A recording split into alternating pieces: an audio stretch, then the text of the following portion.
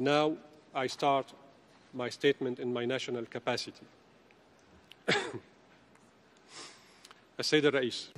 Mr. President, my country, Syria, has been seeing over the recent past painful events as a result of terrorist acts implemented by extremist terrorist groups that use unconventional criminal methods based on radical takfiri religious fatwas issued by instigators who reside in countries that are well known to all people.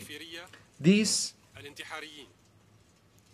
takfiri religious extremist groups use suicidal agents, booby-trapped cars, explosive belts, and explosive ordinances to strike at targets of vital utilities and infrastructure in order to inflict widespread death, destruction, and terror among the citizens.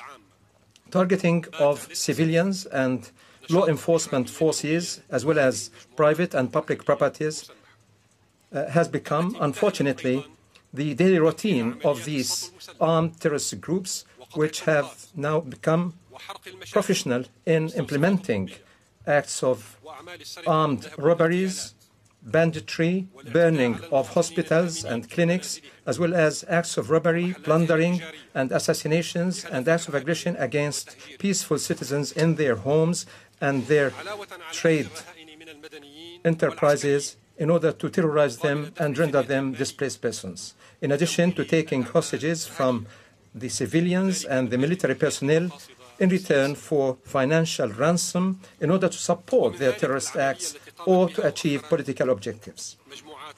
Among these operations is the recent action taken by armed groups in Syria supported from outside the country against a number of Lebanese pilgrims who were returning from Iran via Turkish territories. Some of these organized terrorist acts bear the fingerprints of the Al-Qaeda organization and its ideology in terms of killing, dismemberment, and mutilation of bodies, and the killing of entire families on the basis of sectarian basis, and implementing simultaneous suicidal bombings in more than one place in order to terrorize the Syrian society. I regret to inform you that 2 terrorist attacks took place today close to the Palace of Justice in Damascus. We have not yet known the toll in terms of lives or material cost. Mr. President, these terrorist operations of this nature could not be implemented without adequate financing and support in terms of providing money, weapons, or persons, or through media and political coverage for these groups that implement these operations. It is indeed regrettable that some Arab and regional states, as well as others, do provide these facilities to armed terrorist groups in order to undertake terrorist actions in my country, Syria. In fact, those countries have pledged openly in broad daylight and in conferences where organizers claim that they are friends to the Syrian people. Those countries, I say, have pledged to provide support in terms of weapons, money, training, and to provide safe sanctuaries to the terrorists and to allow them to implement terrorist acts springing from their territories.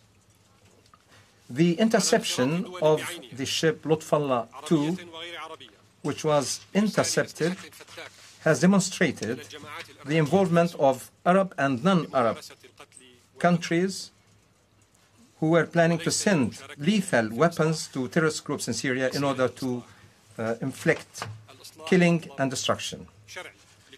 Reform is the legitimate demand of all Syrians.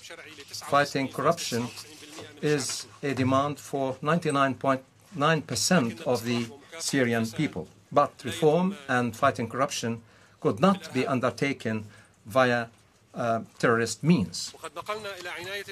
We have drawn the attention of the Secretary General and the President of the Security Council, all the data relevant to that incident, the incident of ship Mutfalla II, in addition to information related to the activities of smuggling weapons and terrorists across borders from neighboring countries. Mr. President, the mass media instigation of terrorism inside Syria has unfortunately become a de facto painful intervention from which all the Syrian people are suffering and requires due and impartial and requires dealing with it with due impartiality and seriousness. Recently, the terrorists have been using information and communication technologies provided openly by some of those countries that suffered from the scourge of Irhab.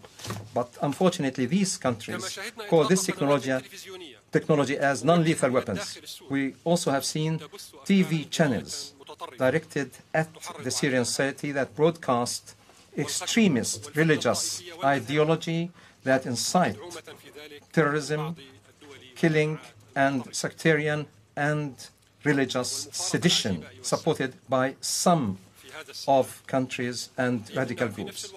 It is a striking paradox, ladies and gentlemen, that at the same time, some Syrian satellite TV stations have been banned by a resolution taken by the League of Arab States, in addition to the sanctions, unilateral sanctions taken by the European Union against the Syrian Radio and Television Corporation, as well as the sanctions taken before that by the United States administration against some Syrian information. This fierce campaign against private and public Syrian media has encouraged the so-called peaceful terrorist groups to implement a terrorist attack against the headquarters and buildings of the Syrian Ikhbariya news TV station, and the assassination of 4 Syrian journalists who are totally innocent, in addition to 5 administrative staff, after tying their hands, and the full explosion of the entire building. It is indeed sad, ladies and gentlemen, that at a time when we are discussing the United Nations Global Counterterrorism Strategy,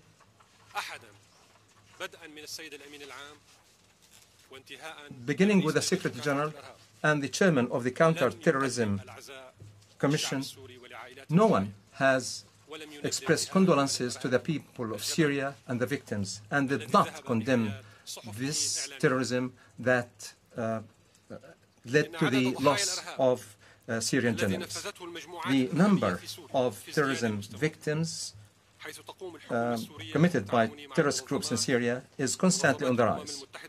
The Syrian government has been cooperating with the relevant United Nations organizations and non-governmental organizations in order to provide humanitarian assistance to those victims and to all those who have been forced by the armed groups to leave their homes and houses of worship on vicious sectarian or religious grounds, are all away from the morals and values of the Syrian people, which established a unique example in the region over the centuries of perfectly harmonious coexistence among all faiths, races, and sects, all of which the Syrian people is composed.